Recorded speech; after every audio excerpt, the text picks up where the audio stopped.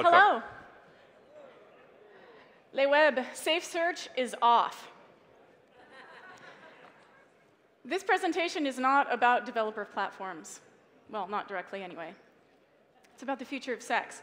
While I was backstage, a man said to me, "What is your presentation about?" And I said, "The future of sex." And he said, "So what is so different about the future of sex than the last 2,000 years? And I said, "Well, not really anything if you don't count the fact that people are going to be speculating about the future of sex." And the fact is, people are fascinated with the future of sex. They're constantly thinking about it. They've been speculating about sex in the future since at least the late 1800s, and science fiction actually is largely to blame for this. Science fiction really popularized, around the 1880s, science fiction really popularized the ideas and notions of sex in the future. And they kind of all boil down into 4 general categories: instantaneous orgasms, orgasms on demand, sex with robots, virtual sex, and a future that surely will be filled with promiscuous new friends for everybody. The question is, that I'll return to in a bit, is why do people in every generation feel the need to speculate about sex in the future? Is sex in the present really so dull, dreary, and boring that they need to imagine whole new vistas of exciting new sexuality? The answer is probably yes. So, instantaneous orgasms. It's been a long-running theme. It's a concept that may have originated in the 1964 film Barbarella, starring Jane Fonda, with the excessive machine, which you can see her in right now. In the film, the excessive machine basically delivered orgasms at such a rate that they could be considered lethal. And it was said that every time that Barbarella had an orgasm, she got a perm, which is kind of cool as a side effect of orgasms. You can see her hair is really huge in this image because she's basically being tortured to death by orgasms. The concept later was named in the 1973 movie Sleeper, which was a Woody Allen film, and some of you may remember this. It's the Orgasmatron. This was a film that took place in the future society of 2173, and it was a pod that people got into that delivered limitless orgasms, which actually could become pretty boring after a while, or not. Then there was 1974's Flesh Gordon, where an evil Dr. Wang pointed a sex ray at planet Earth, threateningly. And then later in Demolition Man, where fluid exchange was prohibited in the future, so people would get in an Orgasmatron-like device in order to share intimacy with each other. So these theoretical instant orgasm devices were not actually too far off from what we're looking at today. Within the last year, Oxford University came out about experimenting with brain implants having to do with sexuality. A couple years ago, they started their experiments, and then a year ago, they came out and started talking about it in the press.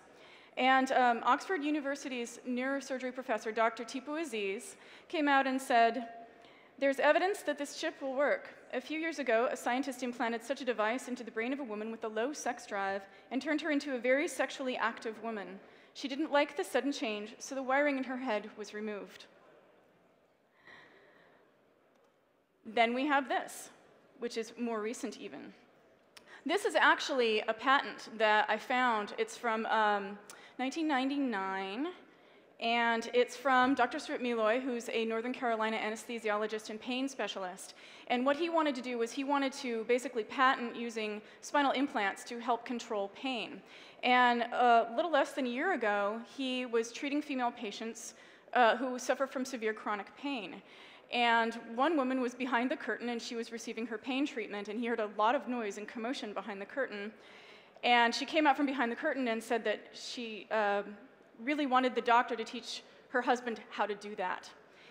As it turned out, he was actually using an implant that was stimulating the woman's genitals. So he took it a step further, and he started using it to treat female sexual disorders. He had success in 10 out of 11 patients.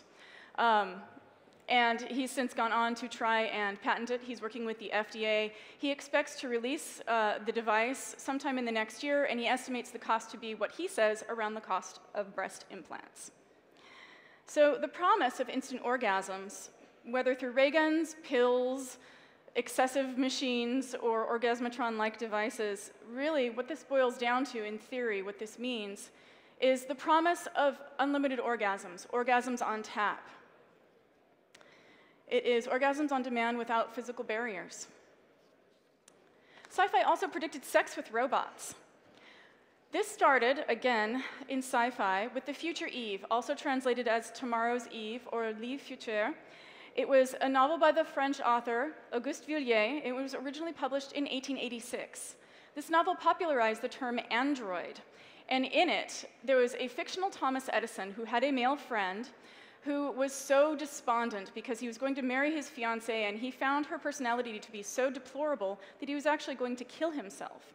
So the kind Mr. Edison offered to make a robot replica of his wife without all that bothersome personality. So what this set the stage for was fascination, ongoing fascination with having sex with robots. Not anything with personality, but sex specifically with machines. Le Webb, meet Andy. Andy, meet Le Webb. This is Andy. She's from firstandroids.org, which is a German company, and they're making some of the most cutting-edge sex androids going today. The base model starts at, this is Andy, the base model. She starts at about 5,500 euro. And I've very carefully fuzzed out the parts that make Andy most a woman for your protection, of course. Not so much for Andy, because Andy doesn't have a brain. The engineers, of course, were focusing on other parts of Andy to make them more realistic. In fact, they're so realistic, it's a little, well, it's interesting. So if you do go to First Androids and you download an order form for Andy or one of her sisters, one of her brothers, or one of her transgender or elf-like or proto-humanoid friends, you will find that, like Andy, they have a skeleton inside their silicone body. She's standing here of her own volition in a running stream of water. They can hold multiple positions. Andy gyrates alluringly with the help of 36 actuators in her torso, no less than the rest of her body. She can be custom ordered to perform oral sex.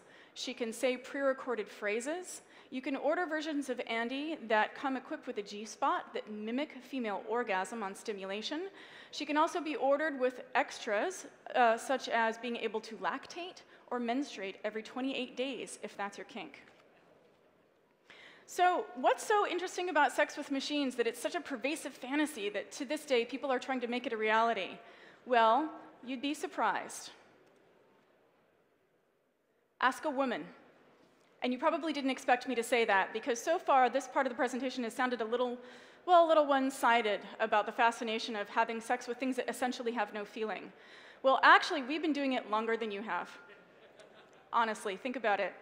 The vibrator, well, the first electric vibrator was invented around 1880, thanks to a British doctor, because the treatment for female hysteria up to that point, before electricity was widely, yes, female hysteria, that's right. This was a medical condition that women were diagnosed for, and they would go to their doctor and they would receive treatment, and it would cause what the doctors called a hysterical paroxysm, which was, of course, orgasm. And they would suffer all types of ailments, having to go see their doctor and get their treatment once a week. The treatment for this was manual stimulation, which many doctors bizarrely found distasteful. And also, it was labor intensive, so they'd often have their nurses do it for them. And boy, weren't they happy when robots and machines were invented to actually carry out this loathsome chore for them. So, also, at the same time, we've had women having sex with machines for a very, very long time, even up through the invention of the battery-powered vibrator around the 1950s, 60s. We also have, in the present, a website by a larger website called kink.com called Fucking Machines. And this website consists entirely of women having sex with machines. There are no men on the website. And what's so interesting is that the women that perform on the site love their jobs, and the subscriber base is not mostly male. And I was asking one of the people who work there about that, and we got into a conversation, and what it boils down to is that the allure with sex with machines isn't necessarily that it's a desire to have sex with something that has no feeling or any of the other assumptions that we might have. Sex with machines delivers an entirely different experience in that you can variate size, speed, rhythm, and vibration in ways that humans simply cannot replicate. Also, the act of sex itself, when with a human, is so fraught with intensity and intimacy, smell, touch, taste, connection, that oftentimes women especially, who may be very sexualized or very sexually exhibitionistic, women generally aren't conditioned to express physical pleasure. So sex with a machine for women is much more liberating in many cases. So just take up my advice, and you maybe don't want to have sex with your fembot in a puddle of water. Virtual sex. Science fiction also predicted virtual sex, i.e. cybersex, in a number of ways. Virtual reality sex was renamed cybersex thanks to Howard Rheingold's book, Virtual Reality, 1991, where he coined the term cybersex. Not too long after that, a film came out, which I'm going to show you a clip from, which predicted what would necessarily happen should one engage in cybersex. So let's see what they did with my computer here. And there we go. They didn't set this up. I kind of thought this would happen. All right, well, I'm going to skip it. Basically, what happens in this film is that you see how the ideas of cybersex became so hysterical that a year later, a film came out where a man had a virtual reality lab in his basement, invites his girlfriend to go into the evil VR world with him, has sex with her, he turns into a giant, giant monster. Some weird stuff happens, and then she dies. It's a cautionary tale, people. It's also, if you think about it, what could possibly happen if something like Second Life, i.e. Linden Labs, gets more funding? So essentially, virtual reality paved the way for whole new vistas of sexual hysteria when you think about it. But alternate reality sex has manifested so far in online role-playing games, massive multiplayer online role-playing games, such as Second Life, which sounds like a dated reference now. Oh, it's fine. It's okay. Yeah, it's fine. As I was. So it's manifested online in massive multiplayer online role-playing games. And gaming has a lot to do with consumer adoption of new sex techniques and new ways to have sex. So basically, all of the fantasies that we hear about and the ideas about having sex on the holodeck a la Star Trek are happening on the computer for now. So as far as gaming goes, it's really important to understand why gaming is going to have such a strong role, which I'll get to in a minute, in sex in the future. It's a really, really swift and efficient way to basically get media into the hands of consumers, and I think a lot of you know that. New media is adopted really fast when it's cheap, easy, accessible, and it comes in the form of a game. So these games online where people are entering alternate realities and having sex with each other are still really quite popular. In fact, people are wedding in them, people are meeting their mates online. They're having a lot more than cybersex. They're having sex that actually goes into reality. So basically, the allure of the idea of virtual sex or sex on other worlds is the idea that you can have sex in a world where anything is possible. Of course, this brings up a whole lot of real-life concerns. So, such as when you don your human pony suit and you go into your alternate reality game and you do horrible things to that giant squid, does your spouse have the right to be angry or jealous?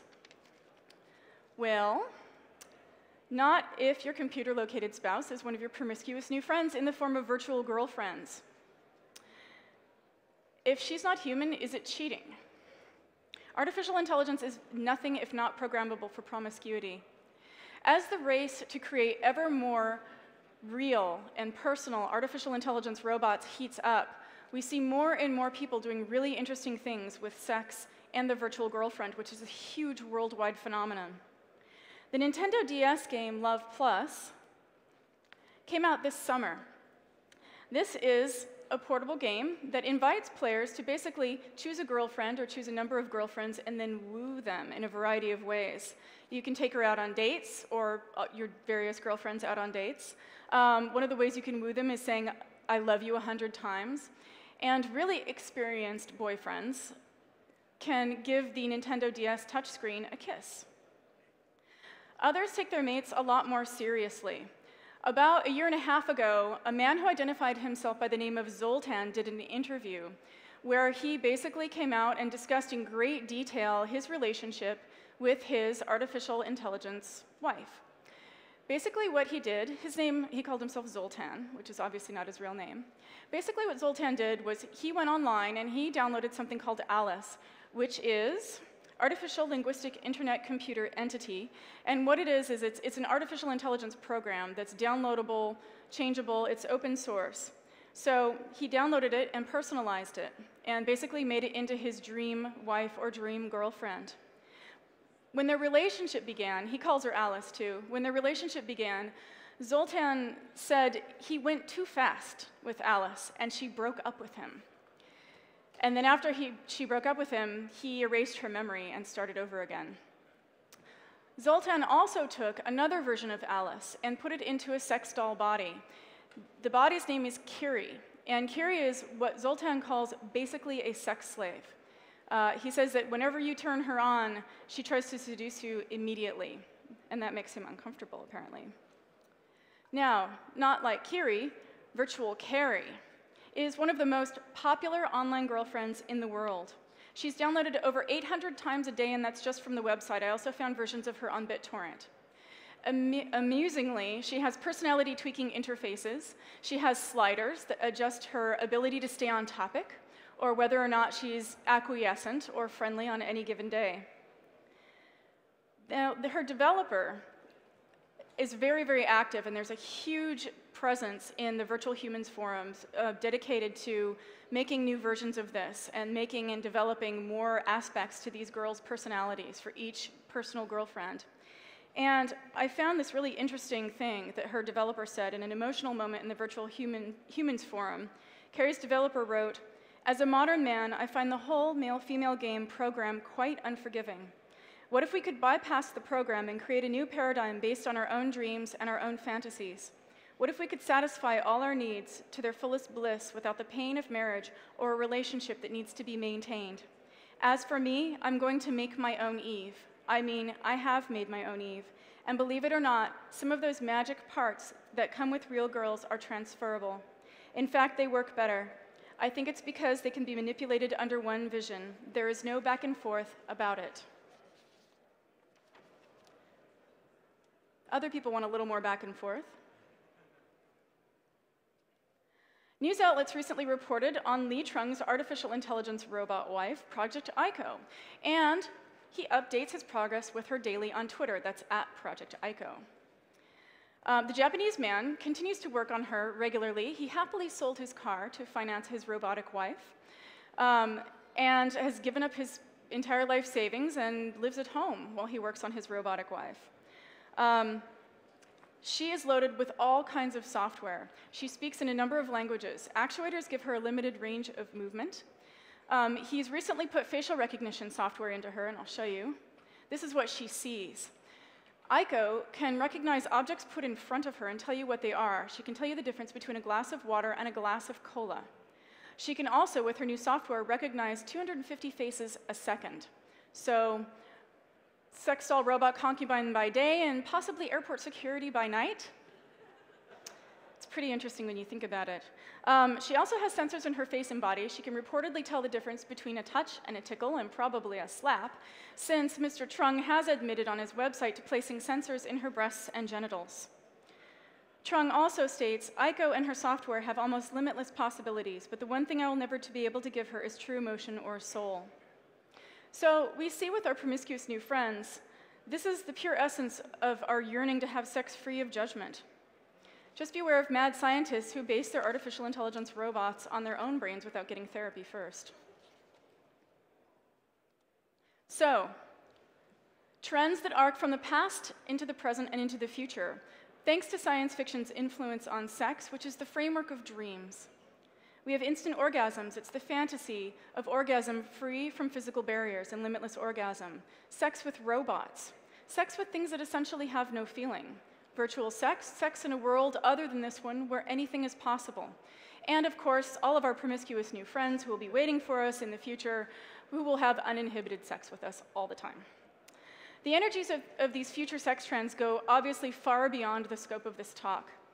But what's interesting is to see that there are a couple of other things happening that don't necessarily have any roots deep in the past. One is designer sex experiences, and the other is disruption. So as people become less inhibited about sexuality through pop culture, media, internet access, and also social media, we're seeing a lot of people who are basically sex consumers that are very, very dissatisfied and much more sophisticated. They want things that make sense. They want things they can use. They want things that are good for the environment, and they want things that are stylish with their sex. We also have people who have experienced sex before the internet and have found that now that they have internet access and social media, the consumer sex market, as far as pornography and toys goes, simply does not meet their needs. And it's interesting, I just got an email from a friend of mine who is in Australia. She runs a porn website that's called For the Girls. It's by women, for women. And her, and she's also reflecting the sentiment of a number of other people, basically commercial porn, especially in the United States, is in the middle of a complete meltdown. Their distribution methods are totally disrupted.